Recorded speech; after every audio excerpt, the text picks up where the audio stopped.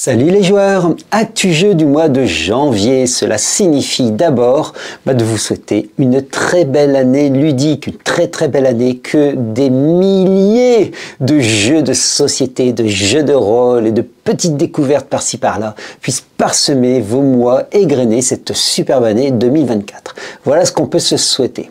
Bon, on va essayer d'abord de commencer par un actu jeu, petit à petit gravissons la montagne et vous présenter moi mes coups de cœur ludiques, mes petits moments, etc. On va commencer par les jeux de société traditionnellement, puis ensuite les jeux de rôle. On va parler peut-être des vidéos à venir, il n'y aura pas forcément de financement, des gratuits éventuellement aussi, des dramas, de l'actualité, enfin voilà. Bon, on commence tout de suite par les jeux de société et l'occasion peut-être de ces 15 jours presque de vacances, en tout cas à la maison, pour vous dire que j'ai commencé à regarder mes vieux jeux, de très vieux jeux, même certains, que je n'avais pas encore ouverts, ce qui est quand même dommage. Alors on est toujours dans une course en avant vers les nouveaux jeux, moi je vais aller regarder du côté de mes anciens, et du côté de mes anciens presque pas joués, voilà, nous avons Sierra West que je vais redécouvrir, mode solo, à voir ce que ça donne, par contre il y a 4 modes de jeu à l'intérieur, et ça signifie 4 règles différentes à partir d'un presque tronc commun. Peut-être, si vraiment j'ai coup de cœur, peut-être une vidéo à venir. Voilà, on le verra dans l'actualité. Donc Sierra West, c'est un vieux jeu édité par Pixie Games et donc 4 modes de jeu, du beau matériel. En tout cas, il y a des meeples qui sont assez sympas et des petits morceaux de viande. D'autres, c'est des meeples avec une petite mule qui est très jolie. Voilà. Bon, très beau, très beau Sierra West, beau matériel. On va voir ce que ça donne en termes de jouabilité. Je vais commencer la première partie avec les pommes, on découvrira tout ça. Alors, avant de vous montrer la pile de la honte, vous montrer peut-être Caylus, bien sûr, un grand classique qu'il convient de ressortir. Ça, c'est la V2, si je ne me trompe pas, la version History Games. Et bon, un petit Caylus des chaumières, voilà, un jeu qui a été récompensé, notamment, c'était à Cannes en 2005, si je ne me dis pas de bêtises, Essen dans les mêmes années. Bon, voilà, c'est Caylus, on ne va pas forcément se le représenter, mais ça va être un jeu avec lequel, moi, je vais rejouer là en ce moment. Pareil, juste à côté de Caylus, c'était rangé Créature Confort. Créature Confort, très beau modèle. Il faut conforter ses maisons. Et je ne sais plus si j'en avais parlé dans l'actu jeu. Là, vraiment, il faut que je le sorte. Je l'avais préparé depuis quelques temps. C'est un jeu pour 8 ans et plus sorti chez Matago. Et ça fait un bout de temps déjà maintenant, quelques années. Peut-être, alors je vois 2022. Donc oui, quand même 2 ans. Et pile de la honte. Pile de la honte. Voici un jeu, donc il n'y a pas de titre sur la boîte, l'illustration est assez jolie, c'est Arbora et c'est un jeu que je vais sortir pour jouer avec Noël puisqu'on va endosser là le rôle d'un des 4 jardiniers les plus expérimentés d'Arbora et c'est un jeu donc de jardin pour se préparer tout doucement le printemps et refaire le jardin, en tout cas le rendre presque présentable et finir l'hiver. Voilà, il est encore emballé et donc pile de la honte, je ne l'ai pas encore ouvert, on va regarder un petit peu ce jeu. Je ne sais pas ce qu'il vaut. Si vous avez déjà joué, donnez-moi vos astuces, je suis toujours preneur. Ça, c'est pour les vieux jeux de société. Nouveaux jeux de société, j'en ai pas forcément ressorti ici. Par contre, vous allez en voir dans les vidéos à venir, notamment un Marvel Zombicide, on a l'occasion d'en reparler. Alors, dans les jeux de rôle. Dans les jeux de rôle, sont sortis il n'y a pas très longtemps, La Bannière de la Liberté. Si vous suivez cette chaîne, vous savez à quel point j'ai été fan de ce jeu qui est très proche d'un monde presque Albator avec presque et presque, mais en tout cas, quand je dis presque et presque, ça signifie un univers légèrement différent. Ça signifie un petit saupoudrage des années 30 qui vont bien. C'est bizarre à dire pour un jeu de SF, les années 30 qui vont bien, mais en tout cas c'est un jeu véritablement coup de cœur. Et à la fois le look complètement décalé pour les années 30, à la fois le système solaire qui va être à explorer et surtout à se liguer contre la Terre, toutes ces colonies qui vont se liguer contre la Terre. Un jeu assez fluide car les mécaniques sont plutôt simples, c'est un système 3D, on aura l'occasion d'en reparler. Et bien voilà, tout était bon pour me faire un petit coup de cœur. La petite cerise sur le gâteau quand même, c'est le côté Albator.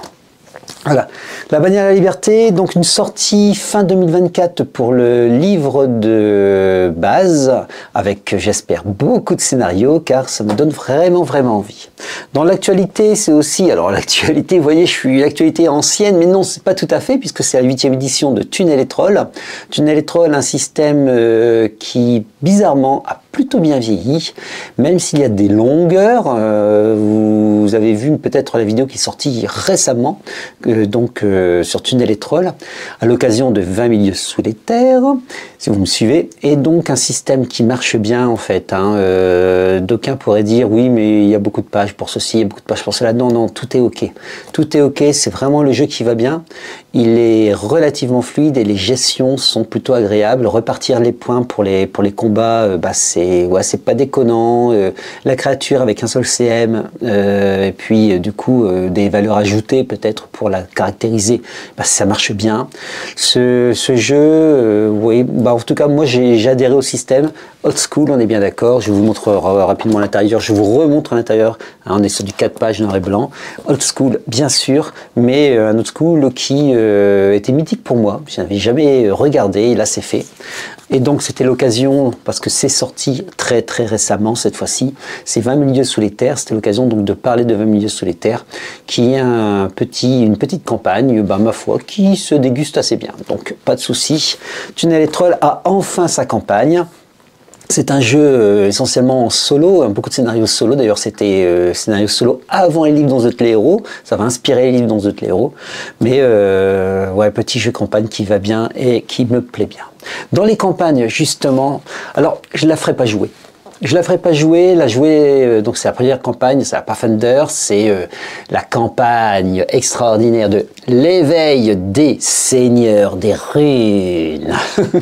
Bon, je la ferai pas jouer tout simplement parce que actuellement nous avons des campagnes et je n'aurai pas le temps de la décoincer celle-là, de la placer quelque part.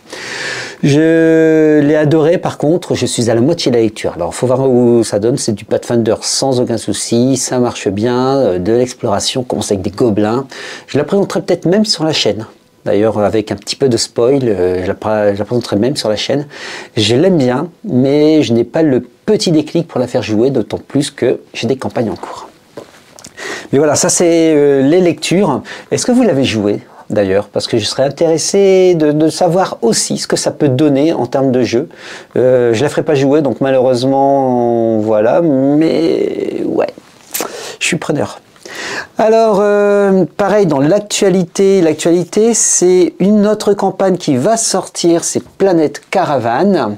Je suis très curieux de voir ce que ça va donner. Je suis en cours de lecture aussi, pas vraiment bien avancé, je suis sur vraiment le début, donc la présentation du monde. L'autre partie, c'est la campagne en tant que telle. Il y a une grosse partie de la présentation du monde d'Epirion, c'est bien ça, Epirea, voilà. Et donc, ok, je regrette un point négatif tout de suite, c'est le format. On est sur un format qui est proche du A5 et tout petit peu en hauteur, un tout petit peu sur le côté, un peu comme ce que fait Edge, qui n'est pas tout à fait du A4, ça m'aurait bien fait plaisir. L'écriture, la police d'écriture, je vais vous montrer tout de suite en ouvrant une page, et donc du coup assez petite, et le format A5 sur un livre très épais rend la manipulation pas forcément la plus aisée. Donc c'est Empyréal, donc Julien Pirou, puisque du coup la bannière de la liberté me donne envie de voir un petit peu ce qu'il en est. Empyréal, donc connu pour Laurel Legacy, et Laurel Legacy, c'est donc le fameux système 3D. C'est un monde qui m'interpelle assez, bourré de high technologie, mais dont malheureusement plus personne ne se souvient et plus personne ne sait exactement comment s'en servir. C'est un monde en déliquescence, c'est un monde d'heroic fantasy avec de la high fantasy, avec de la high technologie aussi. Pas facile, mais du coup très intéressant. On va redécouvrir l'origine peut-être de ce monde à travers Laurel Legacy et Planète Caravane. C'est un petit peu ce qu'on nous propose. Donc un jeu fantastique entre science et magie, puisque là où s'arrête la science commence la magie, ou la magie ça pourrait être de la science. Enfin, ouais. Il y a une citation de ce type-là, je vous en reparlerai, notamment quand nous ferons la vidéo critique, car c'est certain, ça va tomber, vidéo critique pour présenter aussi Planète Caravane. petit cadeau que j'ai eu il y a quelques temps maintenant. Petit cadeau, c'est entre autres un de mes très bons amis, un de mes meilleurs amis qui m'a offert le Cthulhu Mythos. Donc 5e édition, j'aurai l'occasion du coup de vous en parler, d'autant plus que il y a quand même un scénario, puis pas n'importe qui, hein, c'est quand même du maître. Donc c'est un scénario de Sandy Patterson, et donc voilà, Cthulhu Mythos, l'île aux ghouls actualisé, donc sous du 5e édition, vous voir ce que ça peut donner. C'est bon, tout de suite, allez, je vous le dis tout de suite, pourquoi? Voilà, pourquoi? La grande question, c'est pourquoi. Vous le verrez dans la critique, c'est pourquoi faire du 5e édition avec un petit add-on sur les points de santé mentale, entre guillemets, alors qu'on a un système décent qui fonctionne très bien. Donc, ouais, pourquoi? Bon. On en parle, il y a une critique, c'est certain, à venir. Vous voyez, je suis en train de lire, petite note ici, avec mes petites réserves, mes petites questions, etc. Je lirai bien mes notes avant pour vous présenter l'ensemble de cette gamme, et je pense que j'aurai pas mal de choses à dire. Enfin voilà, c'est bien, mais bon. Allez, et bien après l'actualité jeu de rôle à venir, j'ai repéré Dystopie, un jeu SF post-apocalyptique. Vous allez souffrir. Vous allez souffrir. Nous sommes en 2620. La Terre, bon, c'est plus ou moins condamné, pollution, machin, etc. Des hommes ont réussi à s'enfuir, mais pas forcément toute l'humanité, et ils se sont scindés en 3 grands groupes. Nous allons avoir les sapiens, avec certains d'entre eux un peu génistes. Nous allons avoir les technosapiens, avec eux peut-être liés avec l'intelligence artificielle, et les Homo Deus, des anciens bannis de Mars, évolution grâce à la science, sérum, anti-vieillissement, etc. Peut-être des assez particuliers. Bon, en tout cas, sur le papier, ça me donne vraiment envie. Le système de jeu, je n'en sais trop rien. Le jeu en tant que tel, c'est vraiment sur le papier. Quelques illustrations que j'ai pu glaner par-ci par-là, je vous les mets en même temps que je présente ici. Je vous laisserai déplacer là. Et bon, je n'en sais pas beaucoup plus. Je vais me renseigner. Je vous dirai quoi, comme on dit chez nous. Voilà. Bon, maintenant, dans l'actualité, livre Margaret Weiss et notre ami Hickman, et non pas dans le monde de Dragonlance cette fois-ci, mais plutôt l'aile de dragon, les portes de la mort, et ça m'a l'air d'être un peu différent. Donc je connaissais pas, je savais pas que ces auteurs avaient écrit d'autres choses. Voilà, on a le droit de pas savoir, c'est encore un prix en francs. Et oui, je l'ai eu donc d'occasion, j'ai fait, mais ces auteurs, je les connais. Bon, là on va découvrir, l'illustration est assez jolie, je ne l'ai pas encore lu, c'est ma petite lecture du mois de janvier, et je vais découvrir ça, et puis je mettrai peut-être un petit mot, si ça vaut le coup, en tout cas sur mon Insta ou le Facebook. Voilà. De la même manière, l'Atlas de la Terre du Milieu. Waouh, ça c'est classe, qu'à de dire pour un Atlas. Donc c'est surtout une réédition, la réédition de Karen Wynne Fronstadt. C'est une cartographe, donc c'est très intéressant de voir comment à la lumière de la géographie on va interpréter le monde de la Terre du Milieu. Je vous montre quelques passages intérieurs. Vous allez voir, c'est du très beau, beaucoup de cartes, beaucoup de très belles cartes. Alors j'ouvre au hasard et vous voyez à chaque fois il y en a. Le livre est divisé selon les différents âges, les différentes époques donc de cette terre du milieu et de fait des différents livres. Il reprend le Silmarillion, les légendes, bien sûr le Seigneur des Anneaux, le Hobbit, etc. Mais du coup, ça signifie qu'il faut vraiment les connaître par cœur. Je suis dépassé. Dépassé. C'est un livre qui s'adresse à la fois aux spécialistes, mais vraiment les spécialistes. Et moi, je suis dépassé, donc il y a des chances que je prenne un petit moment pour refeuilleter mes livres. C'est majestueux, c'est super beau, c'est bien expliqué, c'est surtout très intéressant avec le point de vue des géographes. Vraiment, c'est vraiment un point de vue qui amène quelque chose, mais il faut avoir en tête tout l'univers. Et ça... pourtant, mais non, ça suffit pas. Bon, allez, du côté des gratuits, du coup, Alors, je vous ai jamais montré Vaesen sur la chaîne, je sais. J'ai une édition en langue de Shakespeare, donc Free League, et c'est un très bon jeu sur les mythologies nordiques. Vaesen est sorti en français, avec d'ailleurs une extension directement liée à France, donc pour la France, avec l'extension, je crois que c'est du côté de Strasbourg, donc très très intéressant. Et Julien Pirou, donc sur ce site d'Empirel, a sorti ainsi un scénario gratuit sur Vaesen. Allez explorer, allez voir, vous allez voir, le scénario en plus c'est très très bien, quasiment maquetté, tout professionnel, magnifique. Donc foncez. Voilà, c'était mon gratuit, mon coup de cœur gratuit.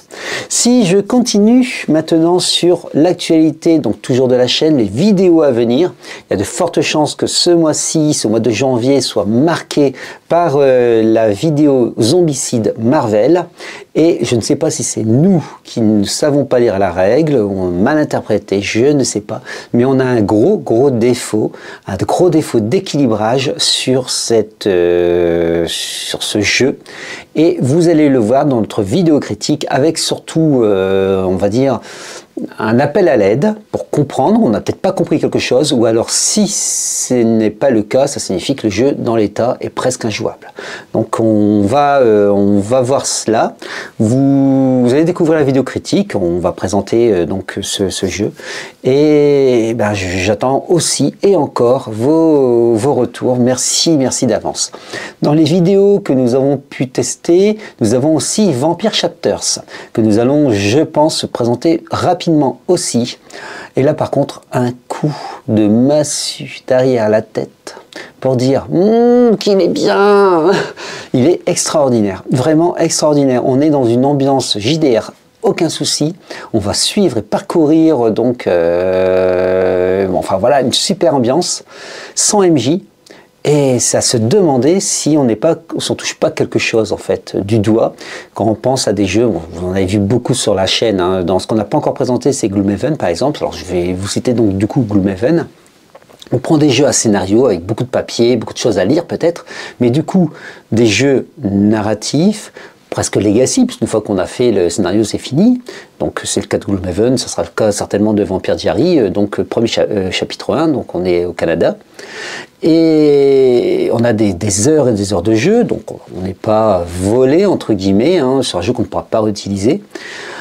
Mais ça se demandait, donc pas de MJ, pas de préparation, on démarre le jeu tout de suite, les règles sont super simples à prendre en main, vraiment... mais pourquoi pas, quoi, en fait? Pourquoi pas?